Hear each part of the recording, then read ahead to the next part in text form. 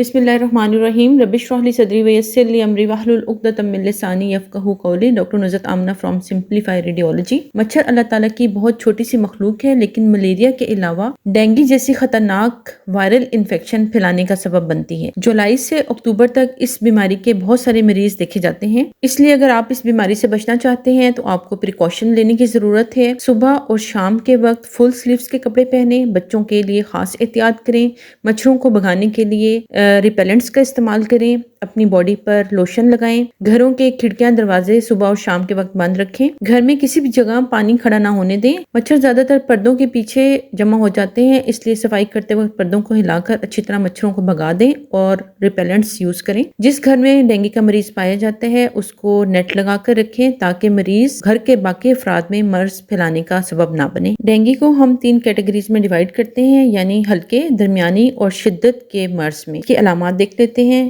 High grade fever, اس کے ساتھ جسم میں بے تحاشا درد، اتنا شدید جیسے مریض کو محسوس ہوتا ہے کہ ہڈیوں میں درد ہو رہا ہے۔ اس کے علاوہ پٹھوں میں شدید درد، سر میں شدید درد محسوس ہوتا ہے، آنکھوں کے پیچھے شدید درد ہوتا ہے، اس کے علاوہ گلے میں گلٹیاں بن جاتی ہیں، متلی محسوس ہوتی ہے اور کبھی کبھی الٹی بھی آ جاتی ہے۔ اکتوبر سے جولائی تک اگر آپ کو بخار ہو اور سسپیکٹ کریں کہ ڈینگی ہے تو اینٹی بائیوٹک استعمال نہ کریں، کیونکہ یہ ایک وائرل انفیکشن ہے۔ کورونا بھی ایک وائرل انفیکشن تھی، لیکن وہاں سپر ایڈڈ بیکٹیریل انفیکشن ہونے کی وجہ سے اینٹی بائیوٹک لینے سے افاقہ ہوتا تھا، لیکن ڈینگی میں اینٹی بائیوٹک لینے سے امیونٹی سپریس ہوتی ہے اور فائدہ ہونے کے بجائے نقصان ہوتا ہے۔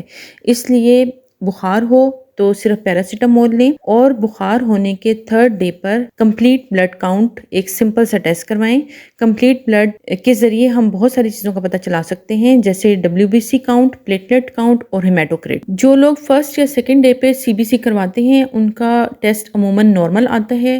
اس کے بعد 4th یا 5th ڈے پر NS1 اینٹیجن ٹیسٹ کروائیں۔ ڈینگی کی ڈائگنوسس کے بعد معمولی بخار کی صورت میں صرف پیراسیٹامول لیں، مکمل ریسٹ کریں، بہت زیادہ پانی پئیں یا لیکوڈز لیں، جیسے لیمو پانی پیا جا سکتا ہے۔ کچھ چیزیں جو آپ نے ڈینگی کے بخار میں اوائڈ کرنی ہیں: باہر کے کھانے، تلے ہوئے کھانے، زیادہ مرچ مسالے والے کھانے، بہت زیادہ چائے یا کافی۔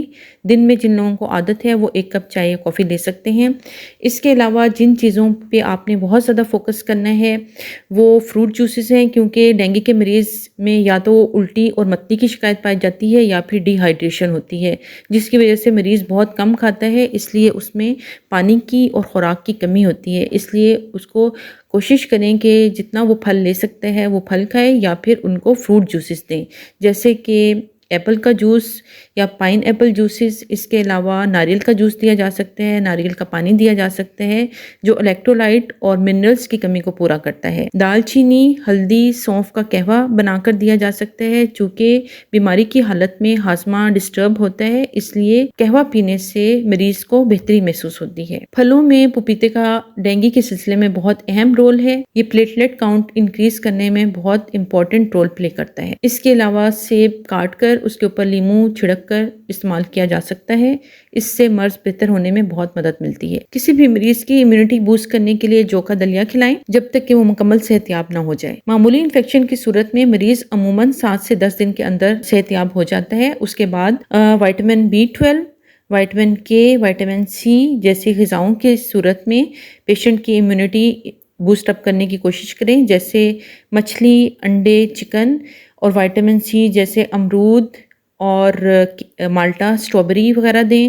دہی کی مقدار زیادہ دیں۔ وائٹامن K جیسے گرین ویجیٹیبلز زیادہ دیں۔ مریض کا ڈیلی CBC کرانا اس لیے ضروری ہے کہ اس کے ذریعے پلیٹلیٹ اور ہیماٹوکریٹ پر نظر رکھنا ضروری ہے۔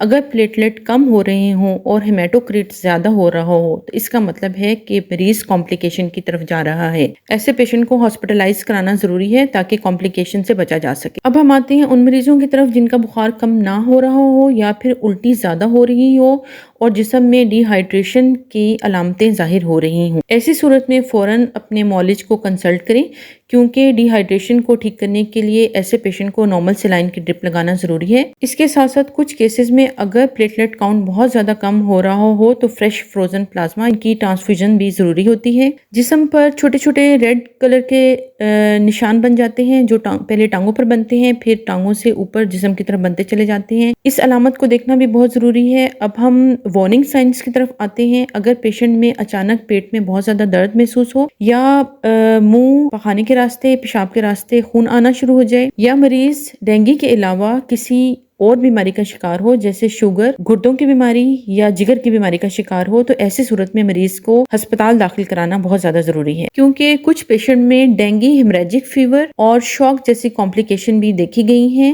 اگر پیشنٹ ہاسپٹلائزڈ ہو تو فوری طور پر ایمرجنسی کو کنٹرول کیا جاتا ہے۔ پھیپھڑوں اور پیٹ میں پانی کو چیک کرنے کے لیے الٹرا ساؤنڈ کرانا ضروری ہے۔ ڈینگی کا کوئی بھی ایسا مریض جس میں وارننگ سائن ہو، اس کو فوری طور پر ہاسپٹل شفٹ کریں، کیونکہ کمپلیکیشن کی صورت میں پیشنٹ کی جان بچانا بہت مشکل ہو جاتا ہے۔ پریونشن، تھوڑی سی احتیاط اور مناسب علاج سے ہم ڈینگی کے مریضوں کی جان بچا سکتے ہیں۔